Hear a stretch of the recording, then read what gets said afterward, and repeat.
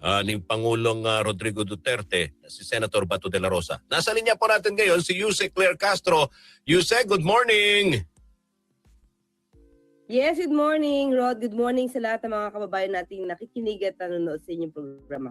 Magandang umaga po sa inyo lahat. Magandang umaga, na-miss kita, partner. And congratulations. Isang taon ka na kahapon. Bilang... Feb 24. Feb 24 ako nag-take ng oath. So, mahigit isang taon na. Mahigit isang taon na kasi parang naalala ko pa. January ba yun? Binanggit mo sa akin. February, sinabi mo. No. Hindi ko naman pinagkalat agad eh. Hindi ako agad eh. Oo. Siguro 1 week before kasi para handa ang DZXL. Oo, pero officially, umupo ka bilang Palace Press Officer February. Yeah, 24. February 24. Tingnan mo, napakabilis ng panahon. Oo, parang ang bilis. Isang taon na pala. Isang taon na pala, partner. Oo. Pero congratulations. Umabot ng isang taon. Oo, nagpasan ko na yung 3 months. Sabi na, ano ba doon sikreto? Kasi yung iba, hindi tumatagal dyan, partner. Siguro unang-una, syempre, magtrabaho ka na maayos. Diba? Pangalawa, huwag kang gagawa ng ibang klase ng negosyong illegal. Oo. Yung dapat, public service lang. Public service. Wala yung pagkakakitaan mo yung sarili mong opisina. Oo. Pero, mahirap bang trabaho, partner?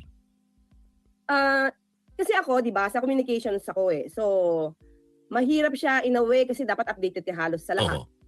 Tapos, hindi lang naman ang i-cover mo kung ano yung issues. Kasi, madaling makausap yung ibang mga cabinet secretaries. Oo. Di ba na naiuugnay direkta sa Pangulo? Oo, direkta sa Pangulo. Actually, oo. Mas, okay lang sana kung maiinit na issues eh. Oo. Ang mas mahirap pa, gumagawa ng issue. O yun. Yun pa. Gumagawa pa silang fake news. Oo. So, yun yung mahirap doon. Kasi, siguro nung kabataan natin, partner, ang access lang kasi noong mga nagkikriticize, usually sa mainstream. Mm-hmm. Kaya, mainstream. Kasama na dyan yung radyo, dyaryo, sa TV.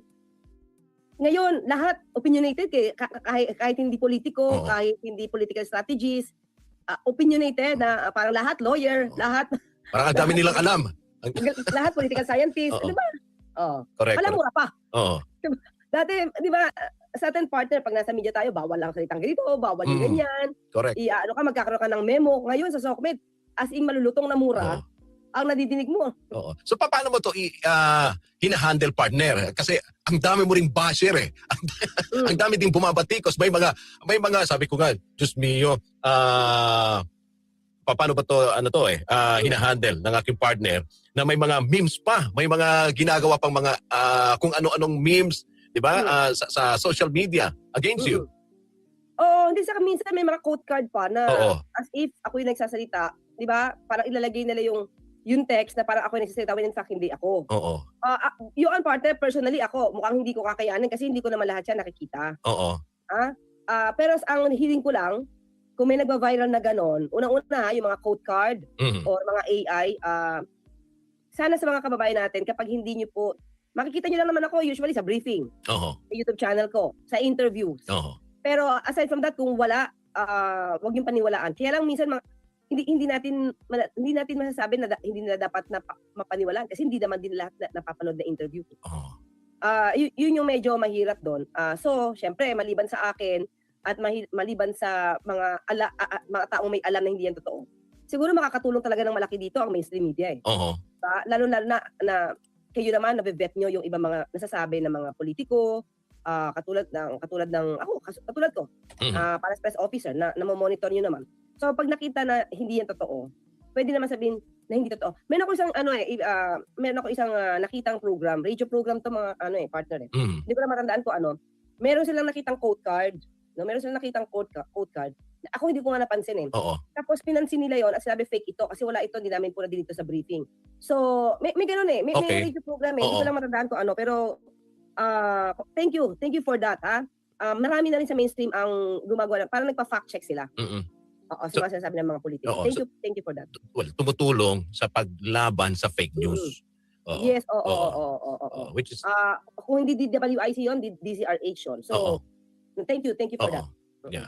Pero umabot ba sa pagkakataon, partner, na yung pamilya mo ay naapektuhan na rin at sinasabi na, Mami, kasi dati, di ba, magkasama tayo rito sa nakikita. Ang saya-saya, di ba? Araw-araw, nagbabanding kayo, nag-gym, ngayon sabi ko, may ano pa kaya, time pa kaya na gawin ito ng partner ko kasama yung buong pamilya na mag-gym, mag-abroad. Yung gym, hindi na kaya? Hindi na kaya, oo. Wala na talagang time, partner. Oo, ano ba naman, di ba? Diyan kami sa taas. Oo, okay. Sayang yon, hindi na nagagamit. Oo. Pero, bonding time, yes. Every night, syempre magkakasama naman kami dito every night. Sabado, Linggo. May lumalabas din, partner. Nandiyan na tayo no, sa kumustahan, sa pagiging... Kamusta ka? Well, paminsan-minsan din. Oo. Mangungumusta din tayo. Oo. Thank you sa pangungumusta. Your concern. Yeah. Thank you for the concern. Okay. Ganun na ba yung extra mo ngayon sa partner, sa press briefing? Ang pangungumusta. Dapat nga intro eh. Ay, oo nga eh. Na extra. Well, may mga din, partner kumakalat na ugong-ugong ngayon. Baka daw ba isasama ka sa 2028 lineup sa senador? Senatorial Hindi ko pa nadidinig, partner. Walang ganyang usap. Walang ganung usapan. Pero personally, partner, ikaw may plano ka for 2028? Partner, kilala mo naman ako. Unang-una, hindi ako mahilig sa politika, di ba? Mm-hmm. Kaya lang, hindi ko masasabi kung saan tayo dadalhin. Really, hindi ko alam. Katulad niyan, ang tagal natin magkasama. Mm-hmm. Tapos bigla ka na bigla. Nabigla ka. Nagulat na lang ako. Nagulat ka. Partner, bakit? Bigla ka nagulat. Agad-agad Actually, bago ko yung sinabi sa'yo, nakapag-usap na kami, hindi ko na sinasabi pa eh. Hindi ko alam kung ano mangyayari. Kasi parang hirap na hirap yung loob ko na sabihin agad hanggat hindi pa ako nakakapag-take ng oath. Oo. Pero kailangan ko kasing kailangan ko ihanda kasi pag nag-take na ako ng oath, hindi na ako makakapasok sa program natin. So hindi ko alam kung saan tayo dadalhin, pero hindi tayo sa politika talaga eh. Baka sa mga darating na partner, darating na araw at paano, magugulat na lang sila. Hindi ko talaga siya naiisip, partner. Magugulat na lang. Wala pa sa Wala siya sa isip ko. Wala siya sa isip. Pero pag nandyan na ang mahirap din paminsan, partner, di ba? Tanggihan. Lalo tigit pag yung suporta na nakikita mo na napakainid. Ako, partner, sa sinasabi mo ngayon, nag-iisip tuloy ako kung hindi siya talaga pumapasok sa isip ko sa ngayon. So parang hirap siyang sagutin. Parang sasabihin kong oo, pero hindi. Tapos sabihin kong hindi, yung pala oo. Parang wala talaga siya, hindi siya talaga pumapasok sa isip ko eh. Kasi partner, ito, narinig ko din sa ordinaryong mga tao. Oo. Lalo na ang mga nangyayari ngayon sa Senado. At sinasabi nila, si Yusek Claire pwede. Dahil kailangan natin maibalik yung mga abogado sa Senado. Siguro, ganito naman yan partner, no? Siguro, kahit anong profession mo, kahit sino ka pa, kahit hindi ka abogado, pero inaaral mo yung trabaho mo, tapos isinasa puso mo talaga yung ano ba yung tungkulin mo para sa taong bayan. Kasi kung puro pansarili talaga, partner, mukhang mawiwindang talaga kahit saan ka posisyon pumunta eh. Diba? Kung sarili mo ang asikasuhin mo, magpapayaman ka sa posisyon mo, wala kang kapupuntahan eh. So, kung public servant ka, nangako ka sa taong bayan na magsisilbi ka, yun ang gawin mo. Di ba? Hindi para iangat yung sarili mo o iangat yung iniidolo mo o pinupuon mo o yung gusto mong politikong iangat. Hindi na siya pang bayan eh, pang sarili na yun eh. Correct. Kung gusto mo mang iangat yung taong iniidolo mo, siguraduhin mo yung taong iniidolo mo makabayan, makatao at gumagawa din ng tamang serbisyo. Kung paano kung hindi? Kung puro bakasyon lang, kung naglulustay lang, ang hirap iangat noon. Alright. Nabanggit ko yung Senado kahapon, may privilege speech si Senator Amy Marcos kaugnay ito sa usapin ng CONAS. May reaksyon na ba rito ang Malacanang? Term extension, hagbang na para pigilan tumakbo ang pangalawang pangulo sa 2028 presidential race. Ang sinasabi nga ni kasama sa privilege speech ni Senator Amy kahapon na yung 1987 Constitution na ginawa laban sa kanilang pamilya, ngayon yun ang pinoprotektahan niya. Dahil nga sa usapin ng term extension, no election for 2028. At kasama na rito sa term extension si Pangulong Marcos.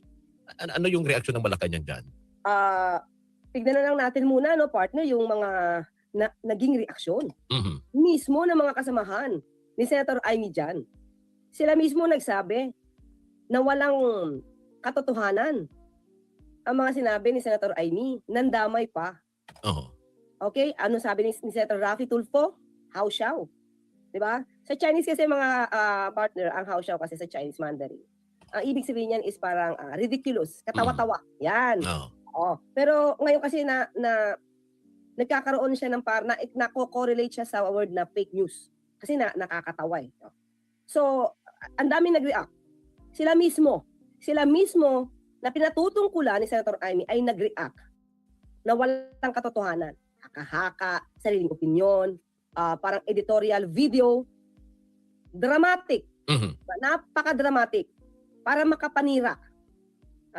Kung meron man siyang nais iangat na tao, huwag siyang manggamit ng iba. Mhm. The problem is, gusto niya mag-angat ng ibang tao, o sabihin na natin si VP Sara. Nais siyang iangat si VP Sara para matakpan yung issue ng impeachment. Halata naman eh. Napantakip to ng impeachment na issue. Oo. Diba? Pantakip ito. Sisiraan niya yung ibang tao or gagawa niya ng intriga. So siguro pinakamabait na word na pwede natin magamit is iintrigahin niya yung ibang mga tao, pati na ang Pangulo, para lang maiangat ang Vice Presidente. Kahit walang ebidensya. Oo. That's the worst. Oo. That's the worst. Diba? So, hindi natin alam saan siya humuhugot ng lakas ng loob. Oo. Ang reaction rito ng Malacanang fake news to, yung mga lahat yung mga sinasabi patungkol sa CONAS ni Senator Amy Marcos. Ganito yan eh, partner. Ano ba yung kwento niya? Hindi ba ang sabi niya daw? Mhm. Ang nag-uusap mga mambabatas. Oo. Siningit niya lang yung pangalan ni Pangulong Marcos Jr. Mhm. So definitely wala ito. So kung mismo yung mga mambabatas, yung mga kasama niya, ang pinagbibintangan niya, what more? Itinanggi ito mismo ng mga mambabatas, what more ang Pangulo? Mhm. Diba? Alright.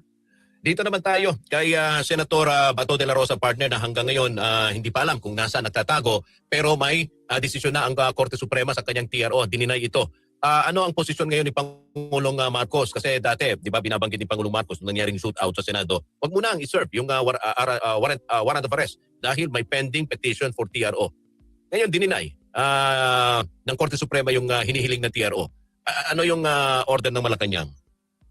Nagsalita na po, partner, nagsalita na si Secretary Vida. Mhm. On the day, hindi tayo nagkakamali, on that day.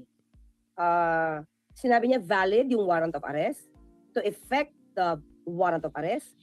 So, sa ngayon po, hinahanap po si Senator Bato. Talagang ipapatupad at huhulihin na siya. Dadalhin, ganun ba? Yung kagaya ng ginawa kay dating Pangulong Duterte? Huhulihin at kaagad-agad dadalhin doon sa dahig. Yung operational matter, siguro yung pinakadetalye, partner, mas maganda ang SOJ, no? Si Secretary Vida ang magbibigay patungkol dyan. Kung paano ito gagawin, paano ito ipapatupad, nasa kamay po yan ng mga law enforcers natin at nasa pagdidetalye, Secretary Vida. Pero sa ngayon, ang utos ay arestuhin. Oo. Senator Bato. Sinasabi mo, partner, may susunod pa, may lalabas pang warrant of arrest doon sa iba pang mga co-perpetrators. Yan yung nakikita. Oo. Yun yung nararamdaman ng iba. Oo. Well, sabi natin, we cannot blame them on speculating on that. Why? Marami pang co-perpetrators eh. Oo. Marami pa nabanggit ang ICC. So, most probably, may mga lalabas. Oo. So, ganun din, partner, ang mangyayari. Isa-serve kung sakasakali, may ibinaba ng warrant of arrest ang ICC, agad itong isa-serve dito sa mga co-perpetrators. Kahit nasa, yung iba'y nasa, nasa kanilang posisyon. Yes. Kung ano naging stance ng gobyerno, kung paano ipapatupad din ito kay Senator Bato, ganun din naman. Basta naaayon lang sa batas. Ayun. Alright, partner, panghuli na lang, bibisitahin ba ni Pangulong Marcos ang Gumuhong Gusali doon sa Pampanga, lalo tigit sa mga pamilya, partner? Ngayon, ang sinasabi, wala nang signs of life eh. Actually, nag-utos na yung Pangulo dyan, no? Nandyan na si Secretary Vince. Okay. Kasi ang DSWD, lahat ng pwedeng gawin ay iniutos na ng Pangulo sa ating mga concerned agencies. Sa ngayon, hindi natin alam kung makakapunta pa siya dahil ito yung araw na papunta siya ng Japan. Okay. Hindi ko alam yung pinaka-una niyang schedule for today. Kaya lang gilapin natin. Try ko lang makaklear. Ay, makaklear talaga. Partner. So, basta ngayon po kasi ang alis ng Pangulo. Okay. Papuntang Japan. Alright, partner, maraming salamat sa oras. At muli, kumusta ka, partner? Yes, oo. Teka lang, partner. Ano ba ngayon? 26, no? 26, so today. 26. Oo, partner. Mukhang dediretso ang Pangulo. Mamaya pa pupunta ng Japan. Alright. Thank you, partner. Okay. Kamusta muli, mga ka-clear? Mga ka-UB? Yan. At sa iyo, partner. At sa lahat ng mga kababayan natin dyan. Alright, maraming salamat. Attorney Claire Castro, Yusek Claire Castro, mga kasama PCO Undersecretary at Palanas Press Officer na